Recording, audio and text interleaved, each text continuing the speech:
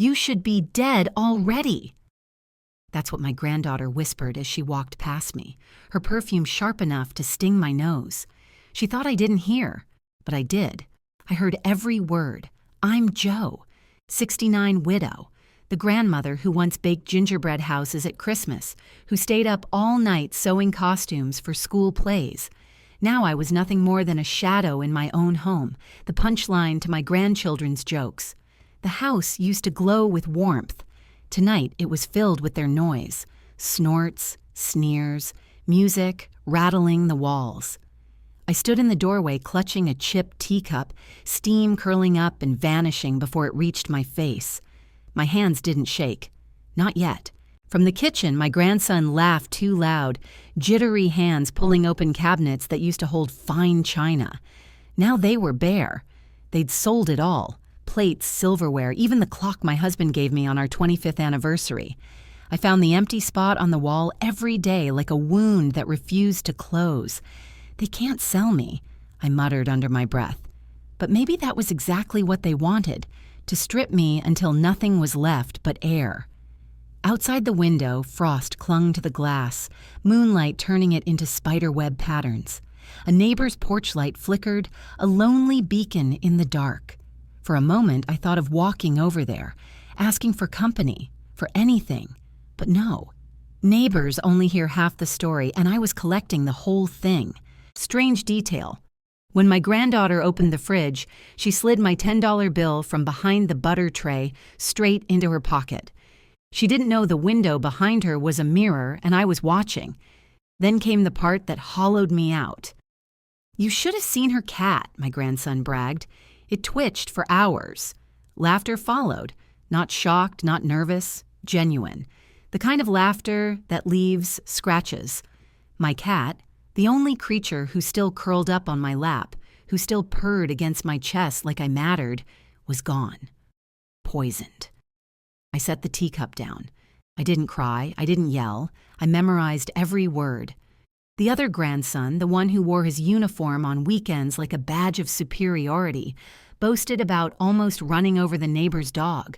Would have been funny if it flattened. They roared again. I clenched the counter so hard my knuckles blanched. I thought of calling my daughter. Then I remembered her voice from last week. "Mom, they're kids." Don't overreact. If this was childhood, then God help the future. That night, when the noise finally faded and they stumbled upstairs, I sat alone in the living room. One lamp burned weakly, its light trembling against peeling wallpaper. The room smelled faintly of bleach. I knew why. They'd hidden the empty bottle under the porch. My poor cat hadn't just died. It had been executed. I walked into the dining room. The cabinet doors gaped open like broken teeth. Nothing inside but dust. They hadn't left me memories, just cavities. On the porch, frost sparkled like glass dust. My slippers crunched over it as I stepped outside, pulling my shawl tight. Across the street, the neighbor's dog limped up his steps. I pressed a hand to my chest, relief it had survived mixed with a deeper rage. They weren't just reckless anymore. They were dangerous. I went back inside. The clock struck midnight. I sat at the kitchen table, pulled out a notepad, and began to write. Names, dates, every theft, every cruel act, every slip they thought I hadn't noticed. The missing grocery money, the scratches on the garage, the empty liquor bottles hidden in the shed, the neighbor's complaint about the noise, the bleach, the cat. My handwriting was crooked, but it was steady. Silence, I realized, wasn't weakness, it was record-keeping. At 2 a.m., and I slid the notebook into the drawer beneath the dish towels. My plan wasn't ready yet, but the evidence was building. One more detail. When I opened the window for air, the frost etched thin cracks across the glass, glowing under the moon. It looked like the whole house was splintering. That's what they'd done to me, splintered me. But I hadn't broken, not yet. I whispered to the dark, "You think I'll stay quiet. You think no one will believe me. You're wrong." The kettle on the stove whistled, shrill and endless. I turned it off, but the sound stuck in my ears, like an alarm only I could hear. And in that moment, I knew. I wasn't just their grandmother anymore. I was the witness, the ledger, the storm waiting behind the clouds, because police don't listen to tears. They listen to records, and I was already keeping mine. The phone on the wall glowed faint in the dark. My hand hovered near it, not ready yet, but close, very close. By dawn, the decision was sealed. They thought I was powerless, that I'd just wither quietly. They didn't know what I had already begun to set in motion. The next morning, the kitchen smelled of stale smoke and spilled beer. The sunlight through the blinds made everything look worse, dust floating like it wanted to leave too. My granddaughter leaned against the counter, scrolling her phone. She glanced up at me like I was an inconvenience that had wandered into her view. "Grandma, don't touch my stuff," she said. "Your stuff." It was my house, my kitchen, my table she leaned on like a throne. But I didn't argue, not yet. The military one, Sam, came stomping down the stairs in half his uniform, boots still muddy. He tossed a duffel bag on the floor. "Don't move it," he barked. "It's for inspection." Inspection of what? His conscience. He didn't answer. He just smirked and poured himself orange juice straight from the carton. Then came David, the addict. His eyes darted, his hands twitching. He pawed through the cupboard and pulled out my tea tin. I held my breath. Inside that tin, under the bags of chamomile, was my notebook, the ledger of everything they'd done. He shook it, frowned when it didn't rattle with coins, and tossed it back. A microsecond, but my heart stuttered. Too close. I smiled. "Would you like toast, David?" "Don't call me that," he snapped. "It's Dave." Then he laughed, cruel and shaky.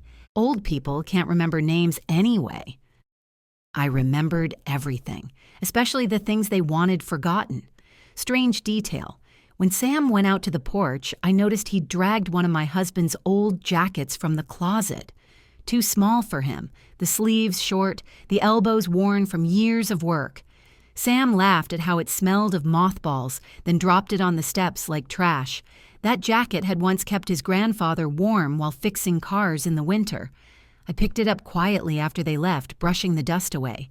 By noon, the house was quiet again. They'd gone, scattering like shadows in daylight. I brewed tea, sat at the table, and pulled out the notebook, each page filled with names, dates, actions. I underlined the part about the bleach. Then I added today's theft. $10, butter tray, stolen. And under that, I wrote in careful block letters, evidence.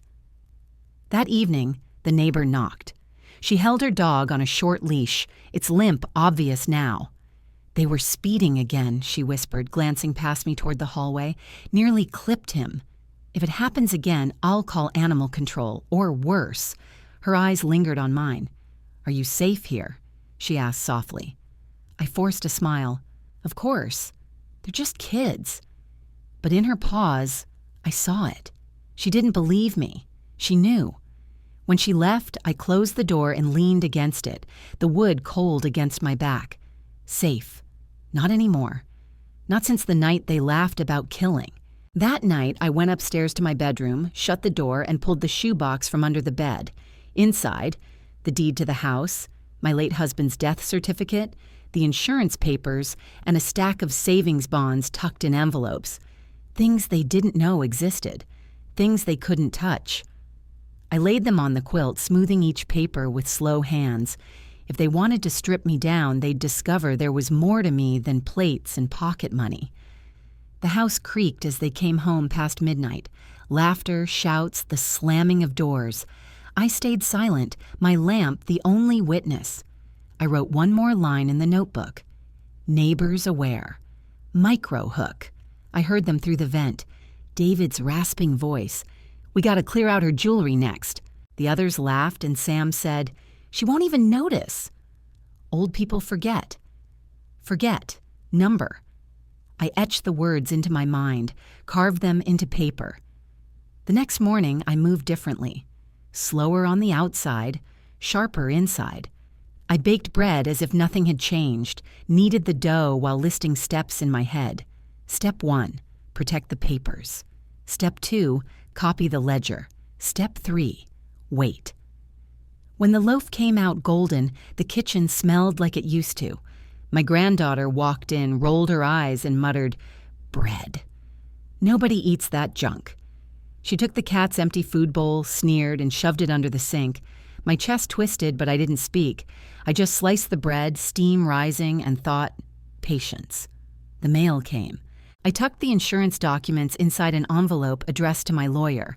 Just routine, nothing suspicious. The postman didn't know he carried my safety in his bag. By evening, the house was chaos again. Music shaking the walls, their laughter spilling into every corner. I sat in my chair, hands folded, eyes on the frosted window. Outside, the neighbor's porch light flicked on. Inside, my notebook lay hidden under the tea tin. Sam's voice rang out. "Grandma's a ghost. You could burn this place down and she wouldn't stop us." They all laughed. The sound stuck to my skin like grease. But here's what they didn't know. Ghosts keep records, and ghosts don't vanish. That night, I opened the notebook again and wrote the words in large block letters. Police. Soon. The kettle screamed on the stove, shrill and furious. I let it. Didn't turn it off. Just let the steam fill the kitchen until the windows fogged. Because the silence was over. And when silence ends, something else begins. I woke before dawn. The house was finally quiet. Their chaos collapsed into sleep. I moved softly, slippered feet brushing against the cold linoleum. The kettle hissed as I filled it, but I didn't turn it on. No need for steam this morning. My mind was clear enough. I carried the notebook to the table, opened it wide. Pages and pages, each one a bruise in ink. Theft, lies, cruelty. The record of children who thought I was invisible. I underlined one line 3 times. Neighbors aware. That was my wedge. If I wanted the world to listen, I needed someone beyond these walls to see what I saw. At 8 sharp, I dialed the number taped to the fridge. Animal control. My voice didn't shake. I told them about the poisoned cat, the near-hit dog, the bleach bottle under the porch. I gave them names, times, everything I had written. They said an officer would come by soon. By noon, the knock came. My granddaughter answered. Her voice turned sugary. "Oh, hi, officers. What a surprise." I stepped into the doorway, notebook in hand. "They poisoned my cat," I said, loud enough to echo. Her smile cracked. Sam appeared behind her, half-dressed, blinking hard. David stumbled down the stairs, face pale. The officers didn't laugh. They listened. They took my statement, asked to see the bleach, wrote notes of their own. My grandchildren stood frozen, their confidence leaking out like water through a cracked jug. When the officers left, silence clung to the room. My granddaughter turned on me. "Why would you do that?" she hissed. I met her eyes. "Because ghosts talk." Her jaw tightened, but she said nothing. For the first time, they looked unsure. That was strike one. Small but sharp. Strange detail. That afternoon, I caught David slipping into my bedroom. He rifled through my dresser drawers, desperate. I stood in the hall, unseen, watching his hands dig through folded sweaters. He didn't find the papers. I'd already sent them away. When he left, muttering curses, I sat on the edge of the bed and smoothed the quilt. My husband's photograph stared at me from the nightstand, steady and silent. I whispered, "They think I'm weak. Watch me prove them wrong." That evening, Sam stormed into the kitchen, boots pounding. "You embarrassed us," he barked. "Talking to cops like that?" "You embarrassed yourselves," I answered. My voice was calm, but it cut deeper than shouting. His face flushed. He opened his mouth, then closed it, walked away. Later, through the vent, I heard them argue. "She's not as stupid as we thought," my granddaughter muttered. "She's dangerous." Dangerous. That word curled in my chest like a spark catching dry wood. I baked bread again that night, the smell filling the house. They didn't touch it. They eyed me instead, suspicious. That was good. Suspicion meant they were off balance. Micro-hook. When I went to take the trash out, I saw the neighbor across the street standing with her dog. She gave me a small nod, like she knew I'd already begun. I nodded back. 2 witnesses now, 2 voices louder than theirs. At midnight, the house shook with music again, but I didn't flinch. I sat at the kitchen table with the notebook, pen scratching steady. Underlined words. Police notified. Investigation started. The kettle screamed. I let it. The steam blurred the window, but I didn't wipe it away. It looked like smoke from a fire no one could see yet. And I thought, this is only the beginning, because you don't take everything from a woman and expect her to keep sweeping the crumbs. I'd made my first move. The police were listening. The neighbors were watching. The evidence was stacked. The next move would be bigger, and it was already on its way. The air in the house changed after the police visit. Not warmer, not quieter, just tighter, like the walls had sucked in and were waiting to see which one of us would break first. They stopped laughing openly. No more careless jokes in front of me.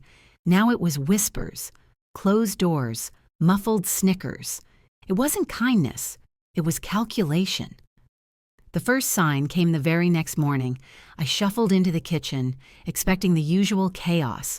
Crumbs on the counter, plates in the sink, the stench of their cigarettes. But the counters gleamed. The sink was empty. For a moment, I almost believed it, until I saw the tea tin. The lid sat crooked. My notebook, the one I'd hidden beneath the chamomile bags, was gone. I froze, my hand hovering over the tin. Then I turned, and there it was. My notebook, tucked deliberately under the cushion of the chair where I always sat. They wanted me to know they'd found it. They hadn't destroyed it. No, that would have been too simple. They wanted me to feel hunted. At breakfast, Sam leaned against the doorway in half his uniform, boots still muddy, the smell of stale beer clinging to him. "So, Grandma," he said, casual like a cat toying with a mouse, "you think cops are going to believe your bedtime stories?" His grin was wide but didn't reach his eyes. 3 young people versus 1 old woman. Who do you think looks more credible? I folded a dish towel, each crease sharp, deliberate. "I already spoke," I said softly. His grin faltered. Then he slammed the fridge door and stormed out, muttering. Later, I caught my granddaughter in the garage. She was holding a jewelry box that once belonged to my mother. The lid flipped open, pearls glinting under the weak light. She saw me and smirked. "Pretty, isn't it?" she said. Then she dropped it back into the trunk, the slam echoing like a challenge. By afternoon, David was pacing the hallway, twitchy as a trapped insect. He cornered me near the stairs, his breath sharp with smoke. "You ruined my shot at rehab," he snarled. "Do you know what happens if they label me a criminal instead of a patient?" His hand jerked, then steadied. "Do you—" I didn't flinch. "You ruined your own shot." For a second, I thought he'd strike me. Instead, he laughed, hollow and cracked, then kicked the wall so hard a picture frame fell. The glass shattered, scattering across the floor. He didn't pick it up. He just walked away, muttering curses. I swept the shards into a dustpan, each piece glittering under the lamplight like ice on a grave. When the trash can lid clanged shut, it felt final, like burying something. That night, they changed tactics. My granddaughter carried a tray into my room, toast, coffee, orange slices arranged neatly. "We've been rough, Grandma," she said, voice syrupy sweet. "We're sorry." Behind her, Sam and David hovered, watching me too closely. The coffee smelled burnt. The toast was blackened. The oranges looked sour. But it wasn't the food that unsettled me. It was their silence. They stood there waiting, like hunters over a baited trap. I pushed the plate back untouched. "I'm not hungry." The smile cracked. Sam muttered something under his breath. David laughed low and bitter. My granddaughter set the tray on the nightstand too hard, rattling the cup. "Suit yourself," she said, and they filed out. False kindness. It was worse than cruelty. 2 days later, the neighbor stopped me at the mailbox. Her dog still limped, its eyes wary. She glanced over my shoulder toward the house. "They're saying things about you," she whispered. "That you're confused. That you imagine things. Senile, they said." Her words landed like stones. That was their plan now. Turn me into a ghost in my own story. That evening, the phone rang. My daughter's voice cracked through the static. "Mom, what are you doing?" "They told me you're filing false reports, accusing them of poisoning animals. You can't just make these kinds of claims." I tried to explain, but she cut me off. "Please, Mom. Don't make this harder than it has to be. They're young. They'll grow out of it." I stared out the window. Frost had crept across the glass, veins of white branching like cracks in bone. "They're not growing out of it," I whispered. "They're growing into it." She sighed long and heavy. "I can't do this right now." Then the line went dead. Strange detail, that night the front door rattled. Not a knock, an attempt. I sat in my chair, lamp off, breath held. The knob turned once, then stopped. Muffled laughter followed, drifting up the stairs. They were testing me, checking for cracks. By morning, the back porch light was smashed. Glass glittered on the steps, bright against the frost. A warning left in plain sight. "Still," I wrote. I bought a second notebook and hid it inside a cereal box in the pantry. If they burned one, the other would remain. But they weren't done. Later that week, Sam cornered me again, this time in the kitchen. His voice was low, sharp. "You think you're clever. But people like you, lonely, forgetful, you don't win. We'll make sure of it." I didn't answer. I sliced bread, steam rising in curls. The knife glinted under the light. He saw it, sneered, and walked away. Through the vent that night, I heard them arguing. "She's not as stupid as we thought," my granddaughter muttered. "She's dangerous." Dangerous. That word should have scared me. Instead, it steadied me. I marked the word in my notebook. Dangerous. Good. But then came the sound I hadn't expected. A hard knock on the door, louder than any of theirs, sharp enough to shake the frame. I opened it. 2 police officers stood there, their faces unreadable. One held a paper, a warrant. The officers stepped into my living room without asking. Their boots left wet prints across the rug. One carried a clipboard, the other scanned the shelves, as if expecting to find something hidden there. My grandchildren followed behind, faces arranged into masks of worry. "Ma'am," the taller officer began, "we've received reports of elder confusion, possible unsafe conditions in this home. We need to ask you some questions." My granddaughter clasped her hands like a saint. "We love Grandma, officer. But lately she's been inventing things. She thinks we hurt her cat, that we steal. We're just trying to help her." David chimed in, eyes wide with fake innocence. "She hides things. Blames us. We're worried she's not safe alone anymore." Sam, arms folded across his uniform shirt, delivered the final blow. "She's paranoid. She accused me of planning to kill the neighbor's dog. Who would believe that?" He laughed softly, shaking his head like he pitied me. The officers turned back to me. Their expressions were polite, distant. Professional skepticism. The kind reserved for someone they half believed was wasting their time. I stood by my chair, fingers pressed against the worn fabric. They sold my dishes. They poisoned my cat. They nearly ran over the dog. I have records. "May we see them?" the officer asked. I reached for the tea tin. Empty. I turned toward the pantry. The cereal box was gone. My chest tightened. My granddaughter's voice floated sweetly. "She writes things down sometimes. Lists. But they're not real. Just stories." The officers scribbled notes. My words hung in the air like smoke, thin and dissipating. Strange detail. When I looked toward the mantel, the photograph of my husband was gone too. Only a square of dust remained where his smile used to rest. They had stripped me even of memory. The taller officer cleared his throat. "For now, we'll file this as a domestic concern." "But ma'am, if we receive more complaints about your behavior, there may be cause for further evaluation. Do you understand?" I nodded once. Too sharp, too cold. But I nodded. When they left, the silence in the house was louder than their boots had been.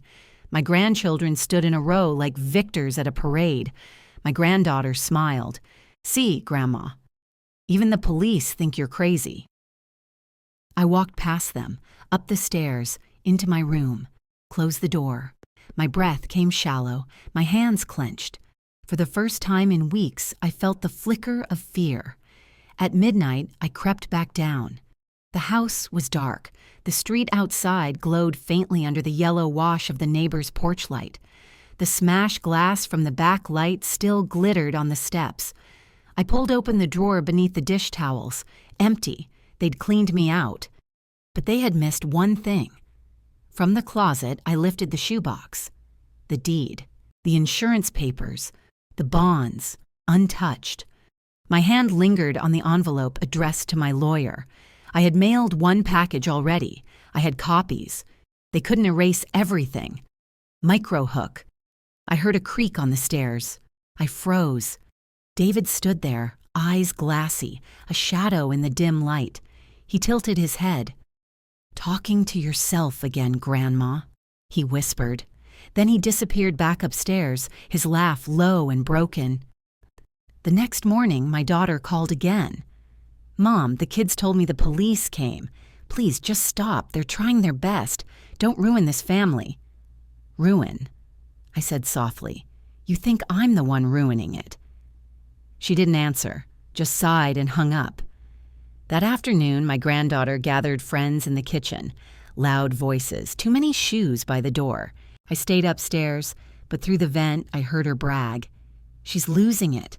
We'll have her out soon. Place will be ours." Laughter followed. Someone opened a beer can. I sat on my bed, smoothing the quilt. For a moment, the hopelessness pressed heavy. Maybe they were right. Maybe no one would believe me. Maybe my voice would dissolve into dust like the photograph they'd stolen. But then I remembered the neighbor's nod, the officer's pen scratching when I mentioned bleach, the package already mailed, the records outside these walls, seeds planted. The kettle whistled downstairs, faint through the floorboards. They didn't turn it off. The shrill cry rose and rose until it cut off suddenly. Silence. I closed my eyes and whispered, "You think the game is yours. You don't know it's only halftime." Late that night, I walked outside. Frost sparkled across the lawn. My breath curled in the air. Across the street, the neighbor's curtain shifted. She was watching. She raised a hand. I raised mine back, witness to witness. Inside, I pulled a fresh notebook from the bottom of my dresser. Brand new, stiff pages. At the top of the first one, I wrote in bold letters, "They believe I'm cornered." Good. Because the next move wouldn't be lists or whispers. It would be something they couldn't laugh off. The kind of move that makes even liars choke. And it was closer than they thought. The house was quieter than usual the next morning. Too quiet. No slammed doors, no blaring music. Only the steady hum of the refrigerator and the tick of the wall clock. For a moment, I almost believed they'd left. Then I heard it.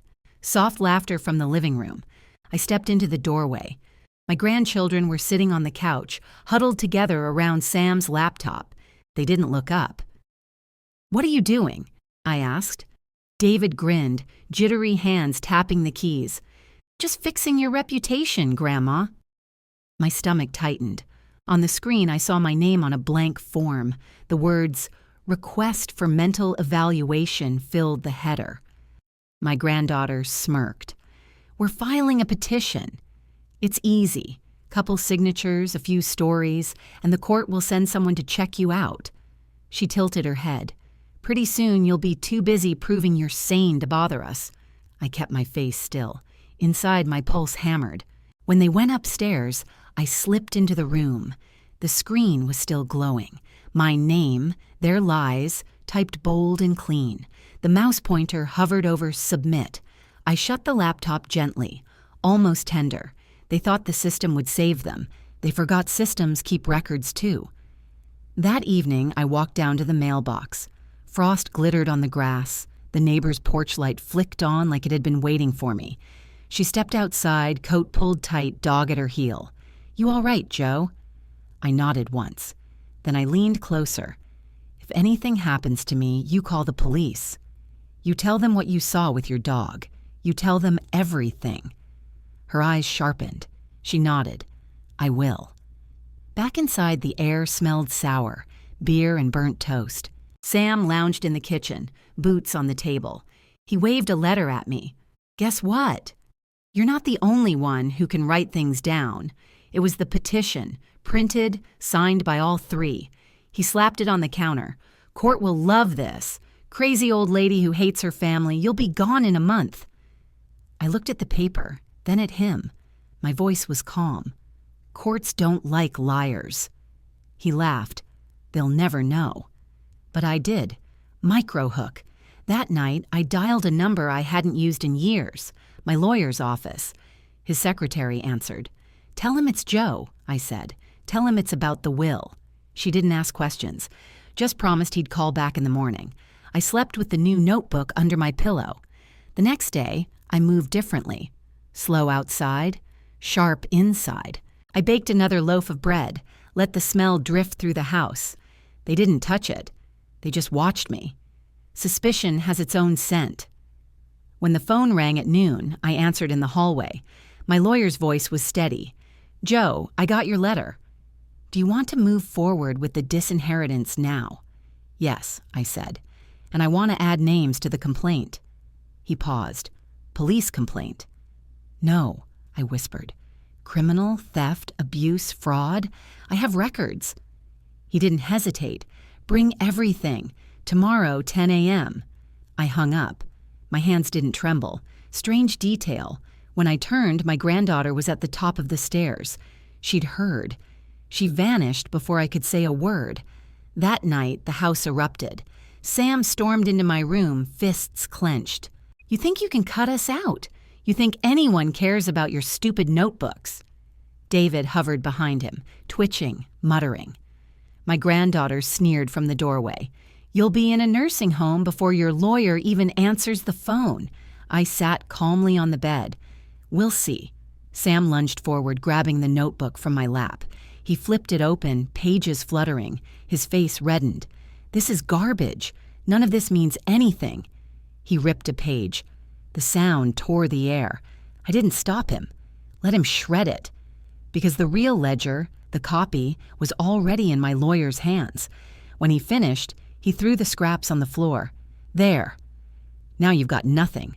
I bent down, gathered the torn pieces one by one, stacked them neatly on the nightstand. Then I looked at him. Nothing. Or proof of destruction. For once, he had no answer. Microhook. An hour later, I heard them downstairs, arguing. She's not breaking, David hissed. We need to do something bigger. My granddaughter's voice low and sharp. Then we will. The kettle screamed in the kitchen. No one turned it off. I sat in the dark, hands folded, listening. Because by morning, the fight wouldn't be mine alone. By morning, the law would have my side of the story. And if they wanted war, they had just declared it. I woke before the sun, the house still and heavy. The torn notebook pages lay stacked on the nightstand, edges curling like wounded wings. They thought they'd silenced me. They didn't know I'd already passed the torch. At 9 sharp, I left the house. Frost clung to the grass, crisp under my shoes. The neighbor watched from her porch, arms folded, dog curled at her feet. She gave me the smallest nod, a promise. The bus ride into town was quiet. My hands stayed folded on my lap, but my mind ticked like the clock on my kitchen wall. Each stop brought me closer to the lawyer's office, closer to the moment when whispers would become testimony. When I stepped inside, the scent of floor polish and paper hit me like memory. My lawyer, Mr. Haynes, rose from behind his desk. He was older now, hair thinner, but his handshake was firm. "Joe," he said softly, "you've been through hell, haven't you?" I sat down, pulled out the envelope. Inside, copies of everything. Dates, notes, even the neighbor's statement she'd signed the night before. Haynes read carefully, page by page, his brows furrowed deeper with each line. "This isn't petty," he murmured. "This is criminal." He looked up. "Are you ready for what comes next?" I nodded. "I've been ready for years." By the time I left, the papers were filed. Police reports, a petition to revoke access to the house, and the first draft of my new will. My grandchildren's names weren't on it anymore. Walking home, the winter air bit sharp, but it tasted like freedom. For the first time in months, my steps felt steady. Micro-hook. When I turned the corner onto my street, I saw them, all three of them, huddled by the porch. My granddaughter spotted me first. Her face darkened. She whispered something, and the group scattered inside before I reached the door. The moment I stepped in, Sam was waiting. "Where'd you go?" His voice was sharp, too sharp. "To town," I answered simply. "To the lawyer." His jaw clenched. I didn't reply. Silence said enough. That night, the storm broke. David barged into my room, wild-eyed. "You're trying to ruin us," he shouted. "You want us in prison." "You did that yourselves," I said calmly. He threw the lamp. It crashed against the wall, shards skittering across the floor like angry insects. My granddaughter dragged him back, hissing at him to stop, but her own eyes burned with fury. Sam stood in the doorway, silent, fists tight. He didn't move. He didn't need to. His stare was enough. I bent down, picked up one of the lamp shards, held it gently in my hand. "You think breaking things makes you strong?" I asked. "It only proves how weak you already are." They left me in darkness. Micro-hook.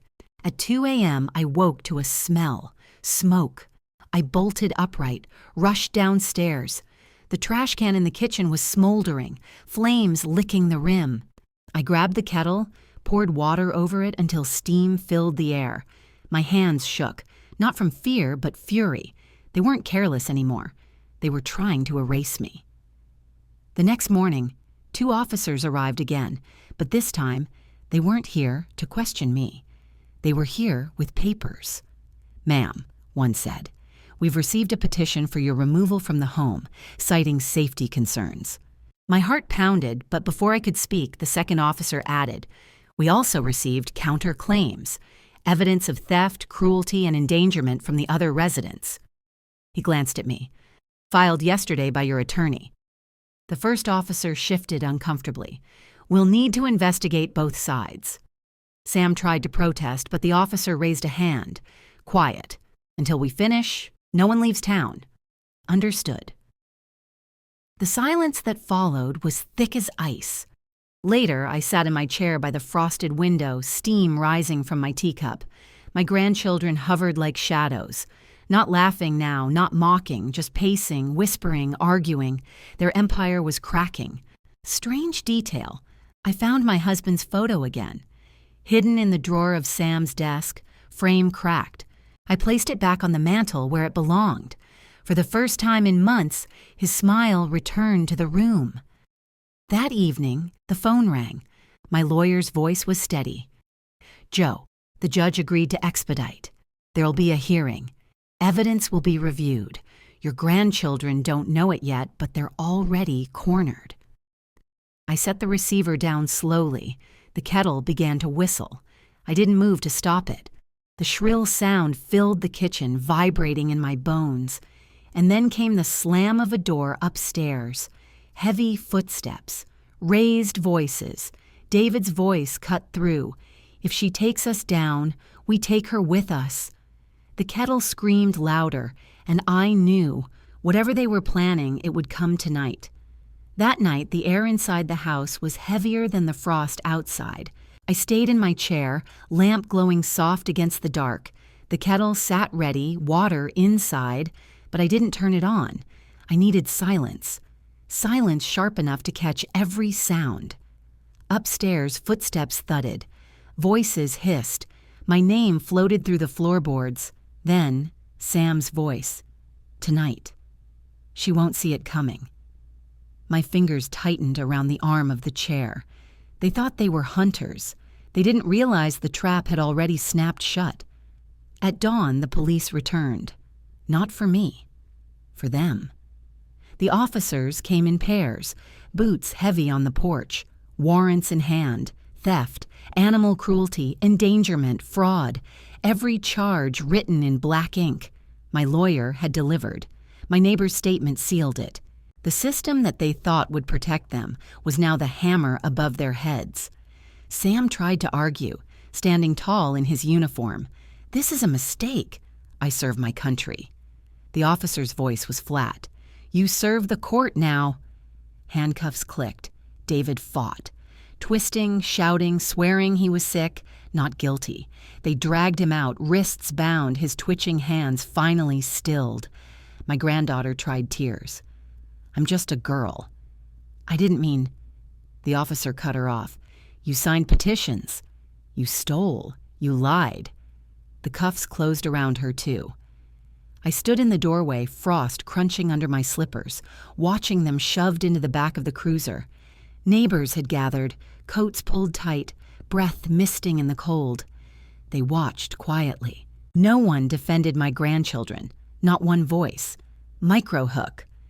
As the cars pulled away, I noticed something. My granddaughter's eyes. Not afraid, not sorry, just burning.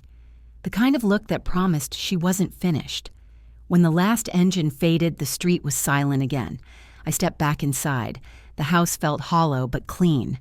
No more cigarette smoke, no more slammed doors, just the tick of the clock and the whistle of the kettle as I finally let it boil. I poured the water, steam curling into the air. For the first time in months, the tea tasted warm instead of bitter. But victory has its cost. The phone rang that evening. My daughter's voice trembled. "Mom, what did you do?" "What I had to," I answered. "They're my kids," she whispered. "They were my grandchildren," I said coldly, "and they made their choice." She sobbed, then hung up. I sat in silence. The mantel gleamed with my husband's photo restored, his smile frozen forever. The neighbor's dog barked once across the street. The house was mine again. Strange detail. I walked into the garage and found the old jacket Sam had thrown aside. I picked it up, folded it, pressed it to my chest. It still smelled faintly of mothballs and memory. I placed it back in the closet where it belonged. That night, I rewrote the last page of my will. Their names erased, gone forever. Instead, the property would go to the local shelter, the same one that had taken in my poisoned cat's remains and treated it like it mattered. If my blood couldn't value me, strangers would. I slept well that night. First time in years. But in dreams, I still saw my granddaughter's eyes burning through the cruiser's glass. And when I woke, the frost on the window had melted into streaks that looked like claw marks. A reminder I'd won. But peace. That doesn't always come with victory. Sometimes all you get is silence, cold, absolute.